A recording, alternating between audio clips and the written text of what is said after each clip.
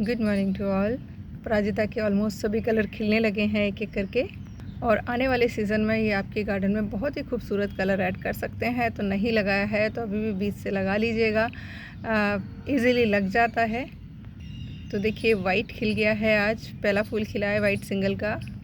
ये light sky blue है, ये वेरीगेटेड स्काई ब्लू है, ये मल्टी ब्लू कल खिलेगा आई थिंक।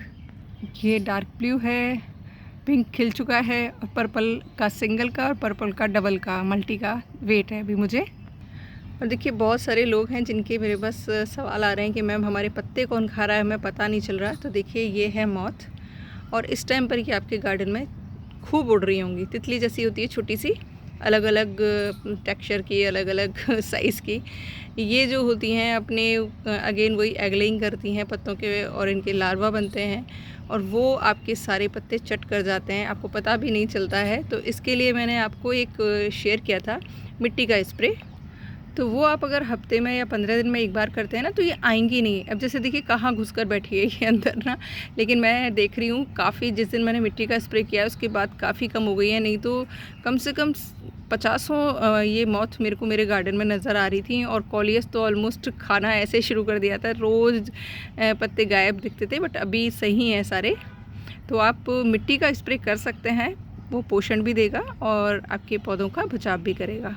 बाकी ज़्यादा पौधे हैं तो कुछ मत करिएगा, बट हाँ पोषण के लिए मिट्टी का स्प्रे ज़रूर करिएगा। फूल खिलने के बाद हटाते रहिएगा, नहीं तो फलियां बनने लग जाएंगी, और फलियां बननी शुरू हो जाएंगी तो नेचुरल है पौधे की ताकत जो है फलियों को यानी बीज को मैच्योर करने में चली जाएगी और आपके पौधे पर फ्लावरिंग कम हो जाएगी। तो रेगुलर अपने खिलते हुए फूलों को हटाते रहिएगा। और अब देखिए आपके साथ जो खास टिप शेयर कर रही हूँ। अभी सभी लोगों ने गार्डन्स में अपने बेल वर्गीय जो पौधे हैं, घिया, तोरई, कद्दू उगाए हैं। काफ़ी लोगों के यहाँ बहुत अच्छे से ग्रो कर रहे हैं। काफ़ी लोग जो एक मिस्टेक कर रहे हैं, देखिए अगेन कहूँगी इनको ऊपर मत चढ़ाइएगा। अगर आपके यहाँ बहुत तेज़ गर्मियाँ पड़ती हैं और लू वाला जो टाइम है वो शुरू हो गया है या होने वाला है, क्योंकि जब आप ऊपर बेलों को चढ़ा देते हैं ना तो तेज़ जब हवाएँ आती हैं और दूसरी साइड कोई दीवार नहीं है तो उस हवा से जो होते हैं इसके पत्ते जल जाते हैं। और नेचुरल है पौधे के ऊपर पत्ते नहीं रहेंगे तो पौधा अपना भोजन जो हवा, पानी और धूप से बनाता है वो नहीं बना पाएगा, और धीरे धीरे करके आपका पौधा ख़राब होने लगेगा। जो भी आपके फल बन रहे हैं वो भी फल जो है कन्वर्ट नहीं हो पाएंगे। और बहुत सारे लोग हैं जो मुझे भेज रहे हैं कि हैंड पॉलिनेशन करने के बाद भी उनके फल कन्वर्ट नहीं हो रहे हैं। तो देखिए मेन कारण है तेज़ गर्मी, क्योंकि जो पोलन होता है वो जल जाता है तेज़ गर्मी की वजह से, तो कन्वर्ट नहीं हो पाता है। तो अभी बेल को लगे रहने दीजिए, बस आगे से आप पिंच कर दीजिएगा। जिससे देखिए ये कद्दू की बेल है, मुझे पता बहुत ज़्यादा नहीं बढ़ाई है, आप देख रहे होंगे बस थोड़े से ही आपको पत्ते नज़र आएंगे, क्योंकि एक छोटे से ग्रो बैग में लगी हुई है। और मुझे पता है इस पर अगर मुझे एक कद्दू भी मिल जाता है ना तो भी मैं लकी हूँ, क्योंकि ये मैंने जर्मिनेट हुआ बीज मिल गया था मुझे प्याज के छिलकों में, तो वो मैंने लगा दिया था और लकीली ये बेल में कन्वर्ट हो गया। और मैंने सच बताऊँ ना ये लगा किस लिए रखा है, कद्दू के फूलों के लिए, क्योंकि कद्दू के फूलों के बहुत फ़ायदे होते हैं, बहुत सारी डिशेस बनती हैं। तो मुझे तो कद्दू के फूल भी मिल गए ना, वो भी सफिशिएंट है, इसलिए मैंने लगा रखी है। और मल्चिंग ज़रूर करके रखिएगा। अब देखिए बंदर महाराज ने ये कचरी इतनी बढ़िया, देखिए सिर्फ दांत लगा के छोड़ दिया है, क्योंकि नेचुरल है, कड़वी होगी अभी, पकी नहीं है, तो बस छोड़ गया। तो ये तो मेरे गार्डन में अब होता रहेगा। आज मैं जो टिप शेयर कर रही हूँ, बहुत सारे लोगों की क्वेरीज़ हैं कि मैम जैसे विंटर में हम लोग सब्जियों के छिलके पौधों में दबाते हैं, तो क्या गर्मियों में दबा सकते हैं?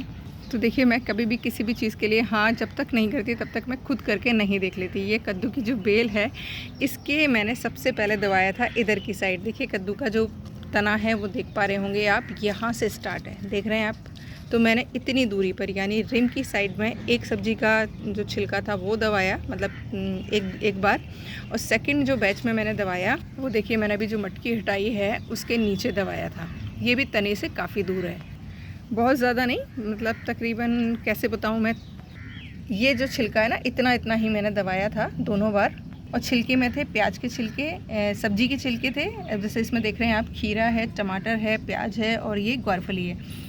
और सच बताऊँ ना उसके बाद में पौधे को कोई भी नुकसान नहीं हुआ है, क्योंकि मैंने तने से दूर किया था।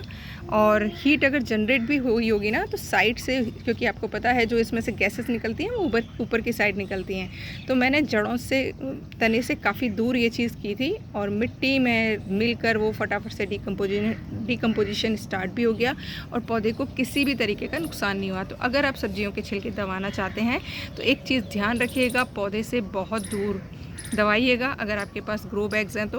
और पहली बार में थोड़ा दबाइएगा, फिर 4-5 दिन देखिएगा पौधे को कुछ नुकसान तो नहीं हो रहा है, उसके बाद में दोबारा रिस्क लीजिएगा, क्योंकि एक बार की गई गलती आपके पौधे को मार सकती है। तेज़ गर्मियाँ पड़ रही हैं और जब गर्मियों में जो किचन वेस्ट होता है बहुत ज़्यादा हीट जनरेट करता है, जिसकी वजह से आपके पौधे ख़राब हो सकते हैं। तो ये चीज़ आप खुद करके देखेंगे तभी आप एक्सपेरिमेंट करेंगे। सेकंड थिंग, कई लोगों ने मुझे बोला, एक आप वीडियो देखते होंगे अक्सर, साइड में बोतल में छेद करिए, उसको दवा गाड़ दीजिए मिट्टी में, फिर उसमें किचन वेस्ट डालिए, फिर उसमें मिट्टी डाल दीजिए तो वो खाद बन जाती है धीरे धीरे करके, और रिस के जो वो उसका लीचड़ है वो पौधे को पोषण में मिलता रहता है। मेरा मानना है, ये मेरी पर्सनल सोच है, कि अगर आप मिट्टी में डायरेक्ट डालेंगे ना तो प्लास्टिक जो आपने लगा दिया है मिट्टी के साथ में वो नहीं लगेगा और आपका पौधा जो है, जो मिट्टी जो है इजीली सारी चीज़ों को डिकम्पोज कर पाएगी, क्योंकि मिट्टी में रहने वाले जीव ही सारा काम करते हैं। जबकि अगर अपन ने प्लास्टिक की बोतल में वो चीज़ किया तो मुझे लगता है वो वादा बनेगा जीवों को उस तक पहुंचने में। और आपको पता है मिट्टी के लिए प्लास्टिक कोई बहुत अच्छी रहती नहीं है, वो मजबूरी है हमारी कि हमें प्लास्टिक की चीज़ें यूज़ करनी पड़ती हैं टेरेस गार्डनिंग में। अब ये देखिए, मेरा एक मिर्ची का पौधा है जो कि बहुत हेल्दी प्लांट है और इसके अंदर मैं ये छिलके दबाने वाली हूँ। देखिए पौधे का तना जो है कितनी दूर है, और अब मैं इसको इधर साइड में दबाऊंगी, बिल्कुल कॉर्नर में। ये देखिए मैंने सारा डाल दिया है और बस इसके ऊपर ये साइड में मिट्टी जो मैंने हटाई है ये दबा दूंगी।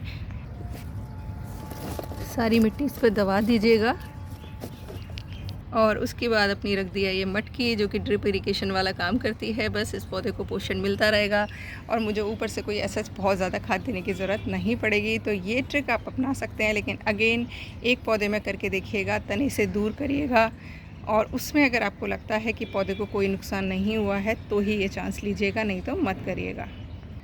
क्योंकि देखिए सर्दियों में ये प्रैक्टिस मैं रेगुलर करती हूँ, लेकिन गर्मियों में मैंने यहाँ पर दिल्ली में पहली बार ये ट्राई किया था और उसका रिज़ल्ट मुझे बेटर मिला है, इसीलिए मैंने आपके साथ शेयर किया है कि आप कर सकते हैं। लेकिन इस चीज़ का विशेष ध्यान रखिएगा, बेलों को बहुत ऊपर मत चढ़ाइएगा, गर्मी में नीचे लिटा के रखिएगा जिससे एक आध फल आपको मिल सके। और डोंट वरी, जैसे ही बारिश स्टार्ट होगी आपके पौधे को बस बचा के रखिए, भरपूर मात्रा में वो फ्रूटिंग करेगा और फ्लावरिंग करेगा। आई होप समझ आ गया होगा जो मैंने समझाने की कोशिश की है, आपको समझ आ गया है तो अप्लाई करने की कोशिश करिएगा, तरीके से करिएगा, गलती बिल्कुल मत करिएगा। और वीडियो पसंद आए तो लाइक शेयर एंड कमेंट ज़रूर करिएगा। Thank you for watching.